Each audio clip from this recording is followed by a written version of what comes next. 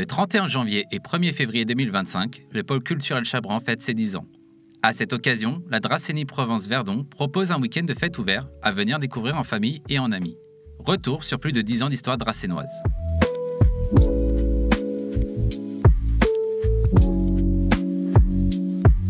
La caserne de Chabran fut créée en 1913, puis cédée en 2001 à la ville de Draguignan dans le cadre d'un projet de zone d'aménagement concerté.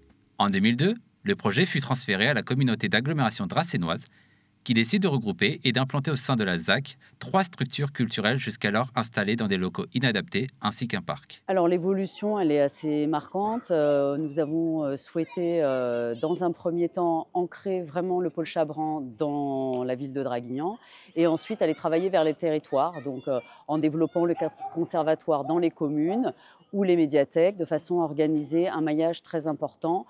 Et en 2025, la nouveauté, c'est l'arrivée du Médiabus qui va permettre de compléter ce maillage en allant dans la moindre commune qui n'est pas équipée aujourd'hui. Symbolique de ce nouveau pôle, la première pierre fut posée le 16 novembre 2010 par Paul Mourier, ancien préfet du Var. Le pôle culturel verra ensuite ses portes ouvrir en septembre 2014 par la première entrée du conservatoire et inauguré officiellement le 31 janvier et 1er février de l'année suivante. Alors, il y a eu quand même quelques difficultés par rapport au stockage du fonds patrimonial qui était prévu en sous-sol, mais qui est considéré comme étant inondable. Donc évidemment, on a délocalisé à une certaine époque ce fonds patrimonial.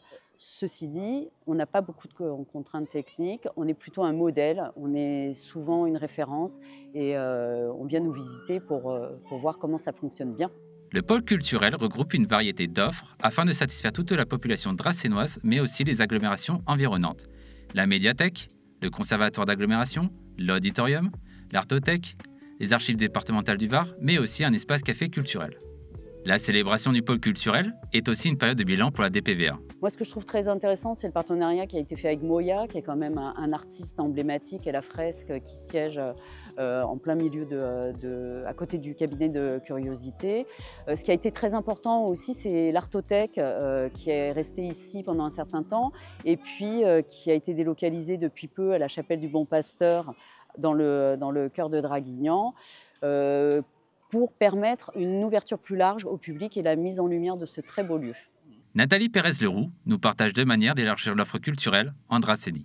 Alors en dehors du Médiabus, mon souhait ce serait vraiment de continuer à développer la partie conservatoire qui est de très belle qualité, où on a peut-être quelques difficultés à offrir des séances au public adulte qui est vraiment en demande de l'apprentissage de la musique. Et là, on a des choses à faire. Également, j'aimerais bien qu'on arrive à mettre à disposition du jeune public un instrumentarium, voilà, pour leur permettre de pratiquer sans que les familles aient besoin d'investir dans ce genre de choses.